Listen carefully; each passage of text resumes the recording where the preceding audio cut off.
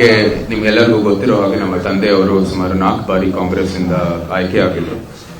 ಆದ್ರೆ ಆ ಸಮಯದಲ್ಲೂ ಕೂಡ ಇವತ್ತವರೆಗೂ ಕೂಡ ಎಲ್ಲ ಪಕ್ಷ ಜೊತೆ ಅರಮನೆಯಿಂದ ಒಂದು ಒಳ್ಳೆ ಸಂಪರ್ಕ ಇದೆ, ಒಂದು ಒಳ್ಳೆ ಸಂಬಂಧ ಇದೆ. ನಮ್ಗೆ ಯಾವುದೇ ರೀತಿ ಅಂತ ಒಂದು there is no imbalance in that matter. ಅದರಲ್ಲಿ ಏನು ಅದೇ ರೀತಿ ಏನೂ ಇಲ್ಲ.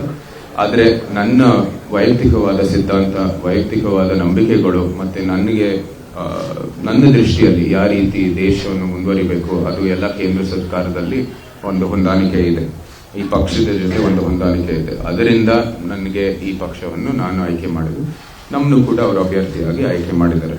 ಅದಷ್ಟೇ. ಅದಕ್ಕೆ ಆ ಪ್ರಶ್ನೆಗೆ ನಿಮ್ಮ ಉತ್ತರ. ಎರಡನೇದು ನೀವು ಹೇಳಿದ್ದೀರಾ, ಹೌದು, ಒಂದು ಅರ್ಥದಲ್ಲಿ ಕನ್ನಡ ಸಮುದಾಯ ಕರ್ನಾಟಕದಲ್ಲಿ ನಮಗೆ ಅರಮನೆಗೆ ಒಂದು ಭಾವನಾತ್ಮಕ ಸಂಬಂಧ ಇದೆ ಮತ್ತು ಒಂದು ಗೌರವ ಇದೆ. ಆದರೆ ಸಂವಿಧಾನದ ಮುಂದೆ, ಕಾನೂನು ಮುಂದೆ ಯಾವುದೇ ರೀತಿಯ ಪದವಿಗಳು ಹಿಂದೆ ಇದ್ದಿದ್ದು ಅಥವಾ ವಿಶೇಷ ಹಕ್ಕುಗಳು ಏನೇನಿತ್ತು ಅದೇನು ಇಲ್ವೇ ಇಲ್ಲ. ಇವಾಗ ಎಲ್ಲರೂ ಸಾಮಾನ್ಯರಾಗಿ ನಾವು ಬದುಕಬೇಕಾಗಿದೆ. ಮತ್ತೆ ನಮ್ಮದೇ ಆದ ವೃತ್ತಿ ಜೀವನವನ್ನು ಸೃಷ್ಟಿಸಲಿಕ್ಕೆ ನಮ್ಮೆಲ್ಲರಿಗೂ ಅವಕಾಶ ಇದೆ. ಸೊ ಅದು ನಾನು ಕೂಡ ಮುಂದುವರಿತಾ ಇದ್ದೀನಿ.